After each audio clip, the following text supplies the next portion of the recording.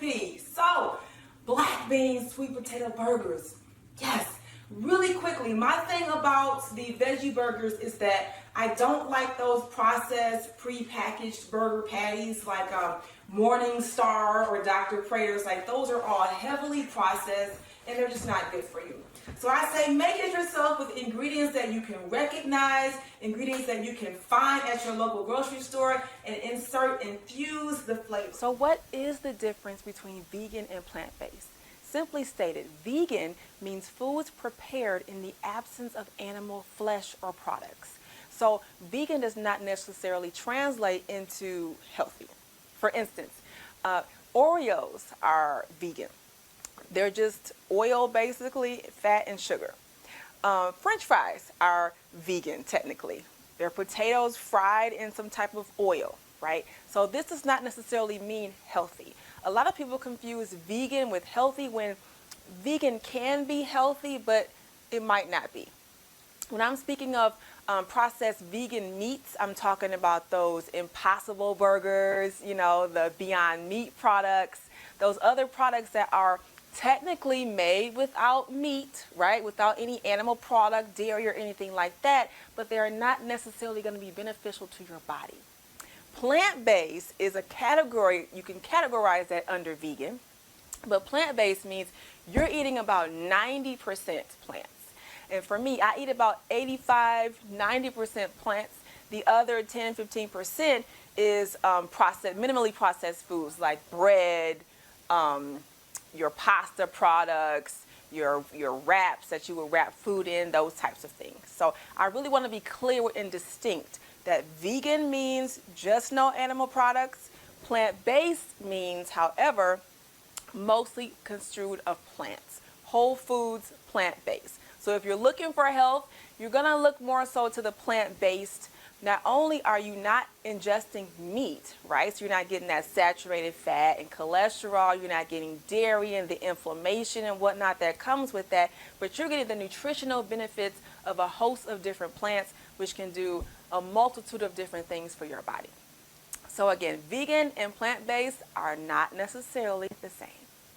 Here's what we got here. So we have one 15-ounce can of black beans. They have been rinsed and drained. Then I have a sweet potato. I baked it at 400 degrees about 50 minutes or so. Allowed it to cool completely and took the skin off. Then we have 1 cup of whole wheat breadcrumbs divided. I'm using half.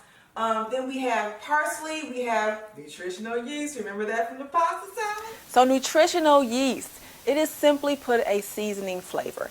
It actually gives a cheesy-like flavor to dishes, which vegans and plant-based alike, we both love them. I use them in recipes, but just remember that nutritional yeast is minimally processed, so you do want to limit your use of it. But people ask me, what are you doing putting yeast on your food? Like, it's not yeast. It is a seasoning and it adds a delicious cheese-like flavor. I use it in a multitude of recipes. Like I said, you want to use it sparingly because it is processed. However, if you're looking to make like vegan mac and cheese or just to give anything an improved flavor, nutritional yeast is your friend. We have that. I have some chili powder, smoked paprika, pink Himalayan sea salt, cumin, minced garlic, and barbecue sauce. So this recipe again is adapted from the Plant-Based Foodie. It's a cookbook with all plant-based recipes by my good friend and colleague Lisa A. Smith. I will post the link in the comments. Let's get going. So this is very basic. There's about 2 steps to it. We're going to mix it up, form the patties, then chill the patties so that they can get some texture, so that they can get some good structure, and then we're going to cook them, finish them off in the oven. Ready? Let's go. In go the black beans. Again, make sure you rinse your beans first. This is our protein. People are always asking me, what do you do for protein, Tiff? How do you survive without protein? This is my protein, the beans, and fiber. So let's talk protein. That is one of the most frequently asked questions that I get as somebody who is plant-based. How do you get enough protein? Where does your protein come from? People usually use that as a reason not to transition into a plant-based or vegan lifestyle because they worry about the absence of meat. How are they going to meet their protein requirements?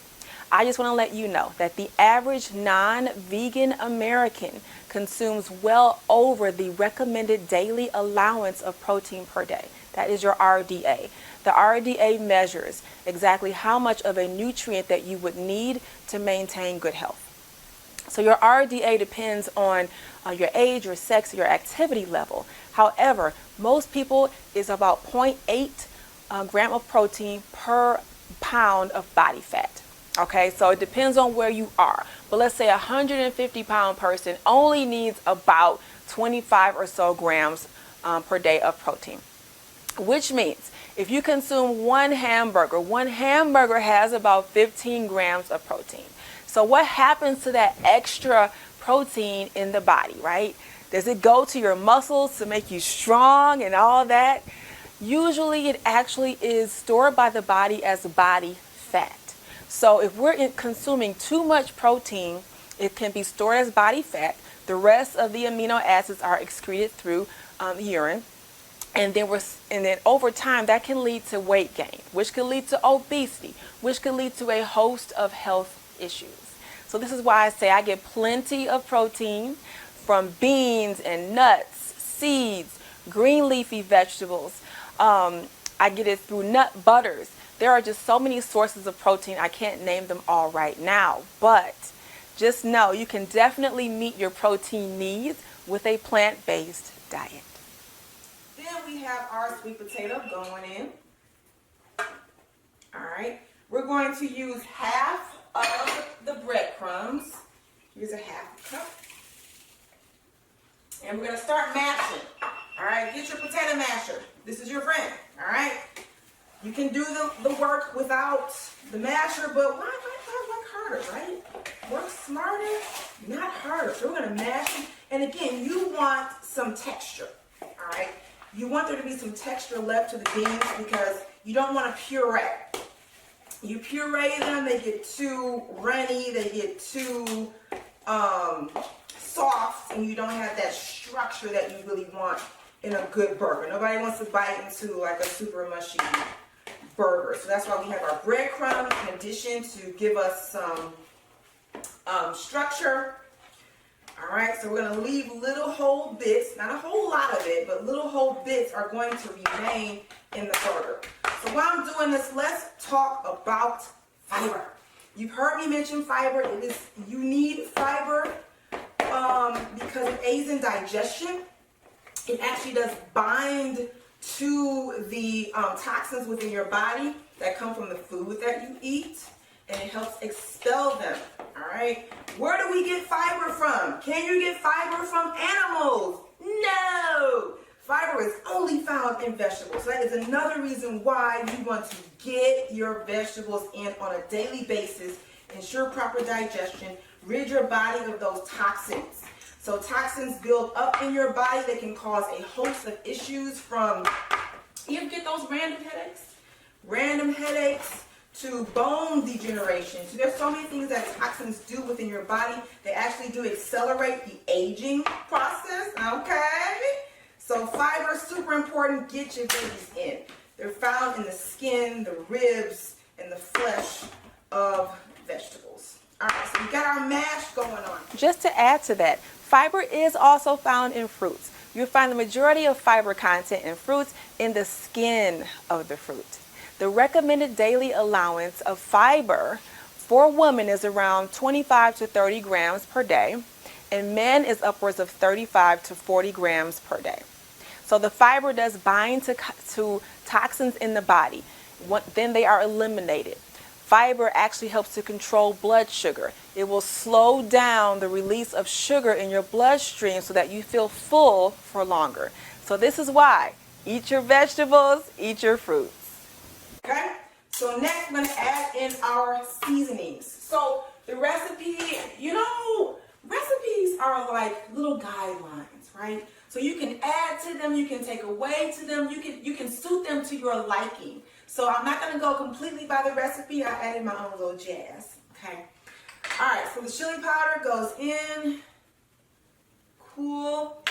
Then I added some smoked paprika to the recipe because, I mean, I like smoky flavor and that's my business, right? In the words of my friend, my buddy Tabitha Brown, I love following her as well, another vegan social media influence, because that's my business. That's cumin going in. Next, we have the pink salt. A word about salt is that that's one thing that you can't take it away once you add it. So I say salt lightly and salt to taste. So we're going to add not all of this salt, and then we're going to salt to taste after we have a good taste of it. All right. This is our nutritional yeast. Again, I added that because it's got good flavor. Minced garlic. I love garlic because garlic is amazing. All right, and then we have barbecue sauce. Now this, I like to use Annie's barbecue sauce, but I couldn't find it. So I found my cousin, y'all. Look, this is G. Hughes sugar-free barbecue sauce. I say he's my cousin because we have the same last name. So a word about sugar. Sugar is absolutely detrimental to your health. I cannot say that enough. Sugar leads to a host of diseases such as type 2 diabetes and even heart disease. Sugar suppresses the immune system. And in today's COVID era where everyone is trying to stay well, why would you want to suppress your immune system? So when you're looking for foods, of course your fruits and vegetables do have natural sugar in them. Fructose is found naturally in fruits and vegetables. Okay, but when you're consuming vegetables, you're getting that sugar, but you're also getting everything else that comes in the vegetable or fruit. You're getting the fiber, you're getting water, you're getting vitamins, you're getting minerals. So when I discussed searching for a barbecue sauce that contained little sugar, that's what I mean. You'll see labels that you'll read and you will see tons of different sources of sugar. There are 56 different names for sugar. All the way from sucrose to dextrose to just a million different names that you may not even recognize. So just make sure that when you are shopping and reading your labels, look for low sugar. Of course, you want to keep your diet label free if you can, right? Consuming plants. They don't have labels on it, right? You don't see a label on an apple or a label on a head of lettuce that tells you what's in it. It's just the one fruit or vegetable product. So do your best to limit sugar consumption and improve your health. All right, so this is about 3 tablespoons of the barbecue sauce going in. So as you see, lots of flavor, right? So people say, oh, you're plant-based, oh, you know, you don't eat good food that tastes good and all that. Lies, all lies. I add flavor. So now we're gonna just mix that up. I add the parsley because I like for stuff to have a little bit of greenery in it. And let's just face it, parsley makes stuff look prettier, right? Just makes it look like kind of more gourmet and kind of just, you know, beautiful. So we're gonna mix this up together. Now the secret to getting a good texture in your black bean burger, all right? The secret is to go slow, all right? So if your mixture is you don't have enough structure to form a good, you know, standing, good, firm patty, add some more breadcrumbs. If your mixture is too dry, right, add some more barbecue sauce. So this is where you kind of play around with it, see what kind of texture that you want, what kind of texture that you feel is appropriate. All right. So there's that. This is the point where you add the other half of your breadcrumbs. So I'm going to add the rest of the breadcrumbs in. Again, structure. Nobody wants a soggy burger on your bun. Like, yeah, that's no fun. All right, so we're going to mix this up. Continuing on. So what do we have in here? What nutrition are we getting? I always tell clients, when you sit down for a meal, think about what nutrition you're getting out of that meal. If you're sitting down to, you know, a burger and fries, okay, what nutrition are you getting? If you're sitting down to like fried food, fried egg rolls or French fries or something like that, where is your nutrition coming from? So that's why I like to consider, before you even sit down when you're planning a meal, what is my body going to gather from this meal that can be useful? All right, because really food is fuel. It is the fuel to do the things that we want to do. So now I'm going to take a taste of this to make sure, do I have enough salt, right? Do I have enough salt? Do I need some more salt? Let's take a taste. The cool thing about plant-based burgers is it's not raw meat. I can taste the unfinished product and live to see another day. All right? Oh, that's good too. Oh, that's good. Nope, the salt is just fine. So like I said, sometimes you can overdo it with salt and you can't take it back. So tread lightly, my friends.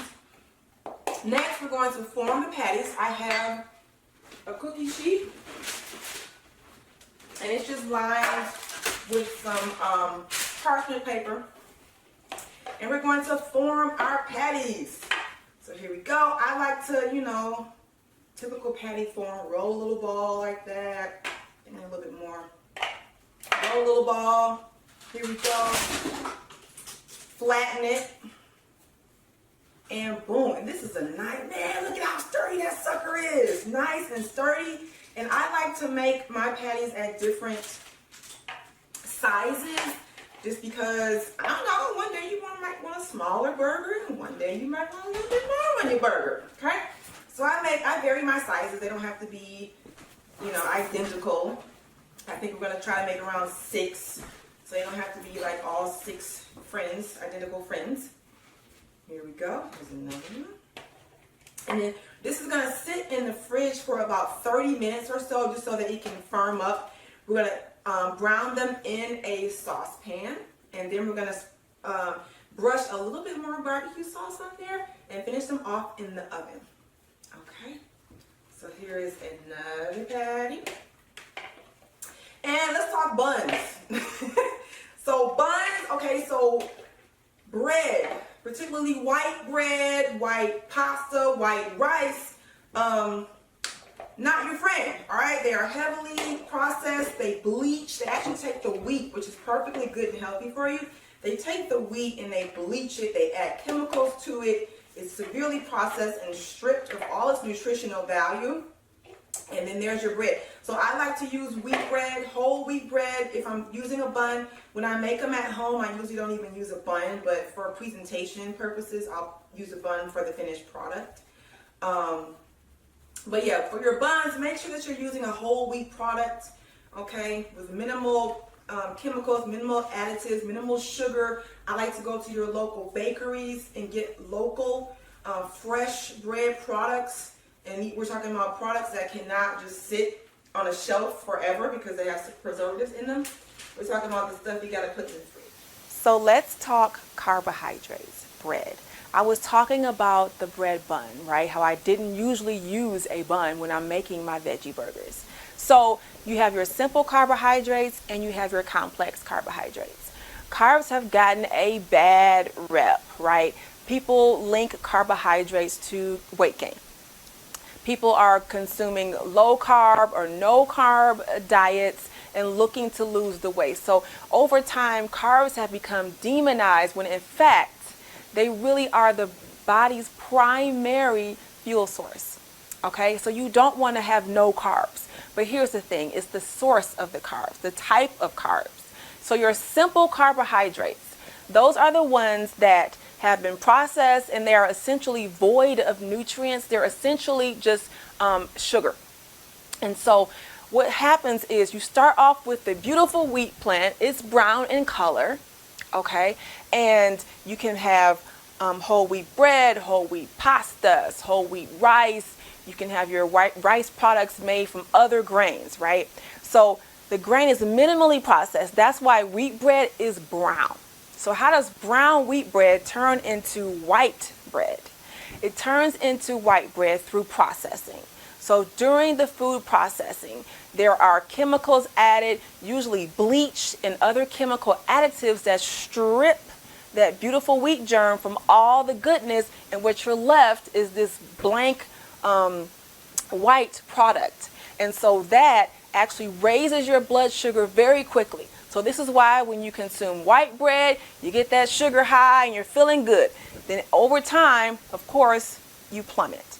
If you consume wheat bread or wheat products, you still have that good fiber that's still there that was not stripped during the processing, right? So you're consuming the wheat bread and your blood sugar level is slowly going up, but you got that fiber to slow down the release of sugar in your bloodstream. This is why you feel more full. You have a greater sense of satiety when you are consuming wheat products. So this is why if you're going for bread, go for your wheat. Your 100% whole wheat is your best one. But even in those products, look for those that have a minimal amount of sugar and choose wisely.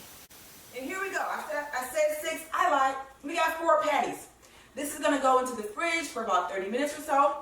We're going to come back and finish it up. Be well, friends. Stay tuned. And we're back, friends. Okay, so we have our chilled patties that have been in the fridge for 30 minutes. We're going to preheat our oven to 375, okay?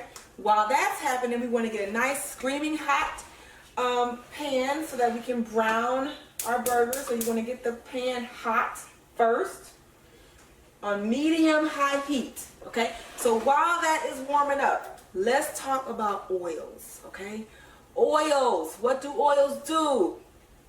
They lubricate our food. We can cook in our food and all that. What do they also do? They add fat, right?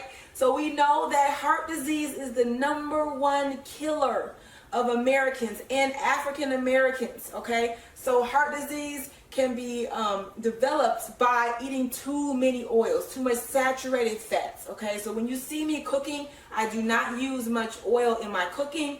As a matter of fact, I did saute some onions for the burgers in vegetable broth. Vegetable broth is a very wonderful and useful substitute for oils, okay? So we're going to add just 1 tablespoon of olive oil to our pan here. Get that going. We're literally just going to brown our burgers here. So remember, you're not cooking meat. So we're not looking for a level of doneness, if you will, that you would expect when you're cooking meat product. Okay, so this is just to get a good little crisp, good little browning on your burgers, and then we're going to finish them off in the oven. Not quite hot enough yet, so we'll give it a minute. You want it to be screaming hot so you can get that nice sear, right? That nice little crunch when you bite into it on the outside, yes. But again, you want to really limit your oils when cooking, all right? It leads to things like heart disease.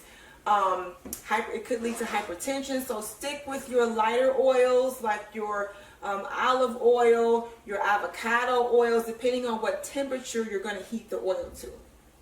Okay, so when I work with clients, we talk about what oils are safe to use, what oils you want to really avoid. Of course, you want to avoid frying your food, right? Submerging your food in fat and cooking it in fat, right? It saturates the food with fat.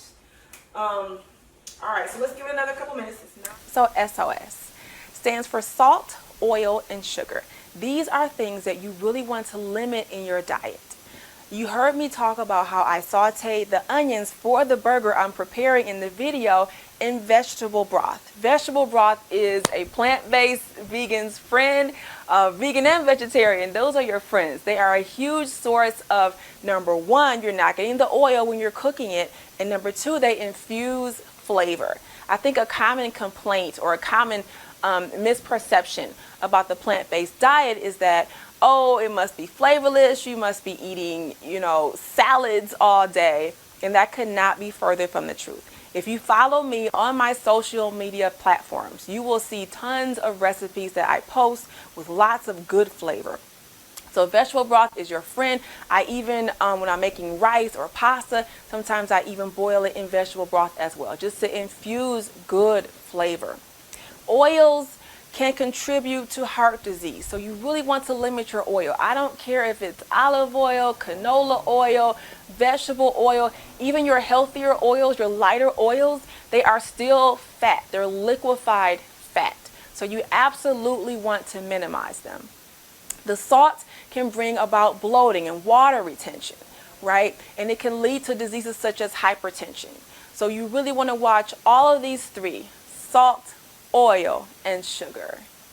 Be well. Now we're gonna add our burgers.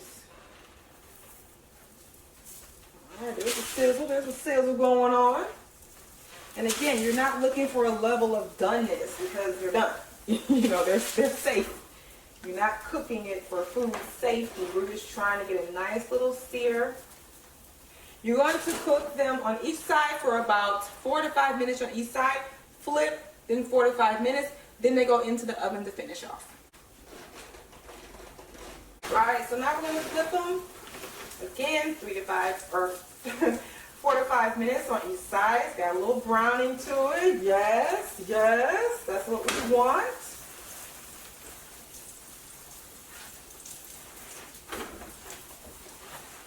There we go.